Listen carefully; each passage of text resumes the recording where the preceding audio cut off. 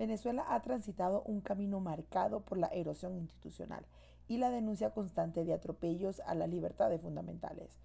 Hoy, el concepto de preso político no es una categoría jurídica, es una realidad dolorosa que atraviesa a cientos de familias venezolanas. Hablamos de un sistema de justicia que parece haber sido reemplazado por un patrón represivo sistemático, desde la puerta giratoria hasta la criminalización del pensamiento crítico. Para entender la magnitud de esta crisis, la arquitectura de los centros de detención y el costo humano de defender la libertad en un entorno hostil, hoy nos acompaña Kelvin Zambrano, de la Coalición de Derechos Humanos, destacado defensor de derechos humanos y una voz clave en la documentación de estos casos.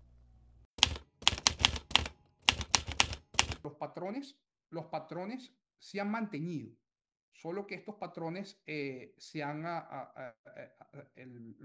los mecanismos de persecución se han intensificado. Por ejemplo, ya antes del 28 podíamos ver que se efectuaban, todas las detenciones eran arbitrarias, en efecto, eso se sigue manteniendo.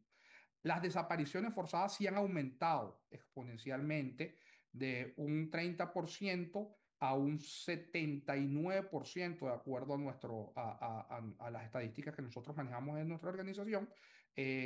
Antes, por lo general, se efectuaba una detención arbitraria, pero al día siguiente, a las pocas horas, podían tener acceso al abogado, podían conversar con el abogado o con un familiar. Hoy en día, este patrón se ha intensificado y es una conducta recurrente por parte de los cuerpos de seguridad y los cuerpos de inteligencia y contrainteligencia, que son los que están actuando fundamentalmente en este tipo de acciones, es decir, de GESIN y SEBIN, que son los grupos que están actuando eh, este, em, con mayor recurrencia en estos actos de detención a las personas que forman parte de grupos determinados.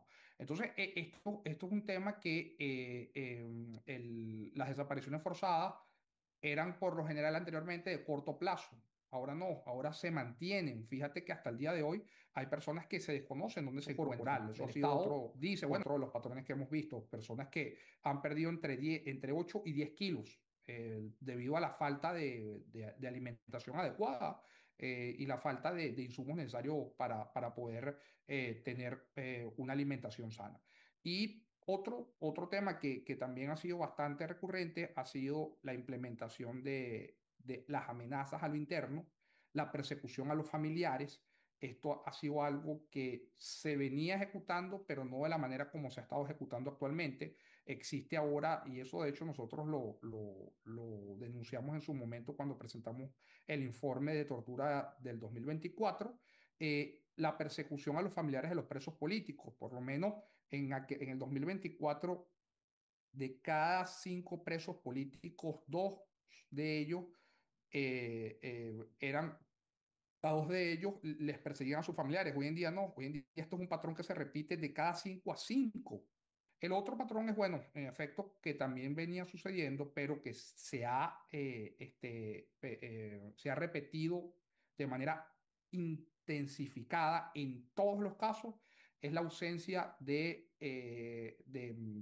una defensa adecuada. No se le ha permitido a los abogados privados de todos estos privados de libertad, a ninguno, no existe ningún caso, por lo menos de los que nosotros hemos registrado y hemos documentado, no existe ningún caso donde a ninguna de las personas se le haya permitido tener acceso a un abogado de su confianza.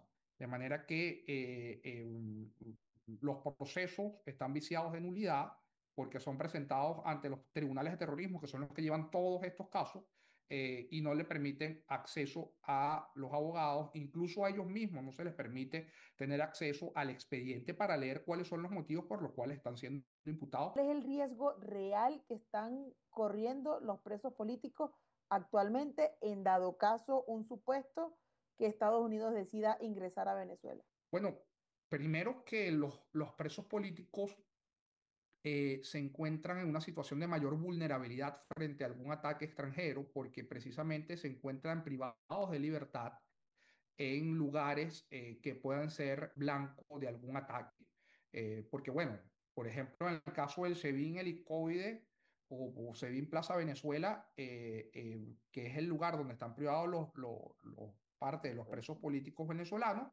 Estos son centros estratégicos porque en esos centros, en esos lugares, están los jefes de todas estas estructuras de inteligencia y contrainteligencia, guardan información sensible y pueden ser blanco de acuerdo a lo que, bueno, lo poco que uno puede observar a través de los anuncios oficiales por parte del gobierno de los Estados Unidos, es que pueden darse ataques a lugares estratégicos.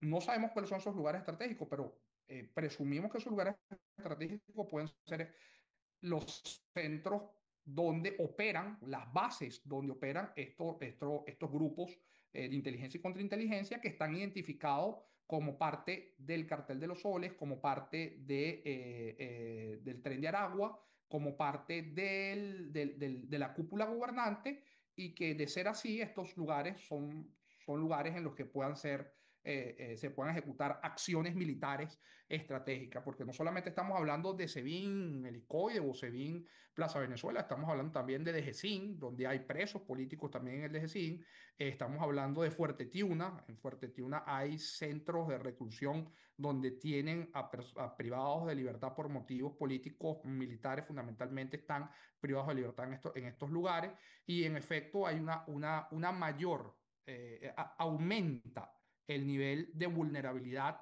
en cuanto a los presos políticos por el lugar en el que se encuentran recluidos.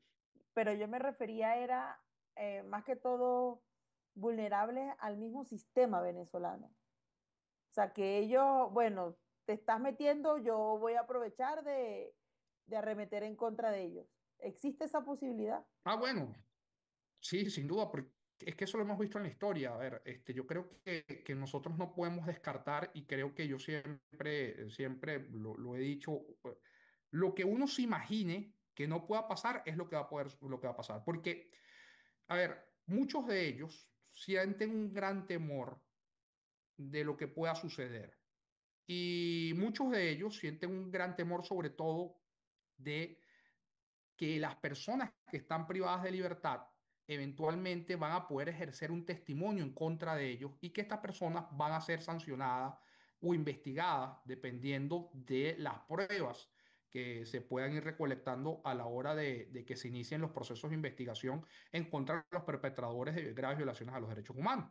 Entonces, puede suceder eso, que puedan ejecutarse acciones para la eliminación de presos políticos por miedo, por temor a que estas personas puedan rendir testimonio en posibles procesos judiciales en los que se vayan a condenar a estas personas que cometieron estos graves delitos contra los derechos humanos. Las tensiones entre Estados Unidos y Venezuela están jugando un papel preponderante en cualquier toma de decisión, no solamente en cuanto al tema de los presos políticos. El gobierno va a seguir jugando al uso de los presos políticos como fichas de canje. Creo que ya esa política no les está resultando. Me parece que ya es una política que ya se les agotó la posibilidad de utilizar a los presos políticos como ficha de canje. Incluso es una administración completamente distinta. La administración pasada quizás pudo haber concedido algunos espacios a cambio de la liberación de presos políticos, pero en esta oportunidad no visualizo que esto pueda tener un efecto.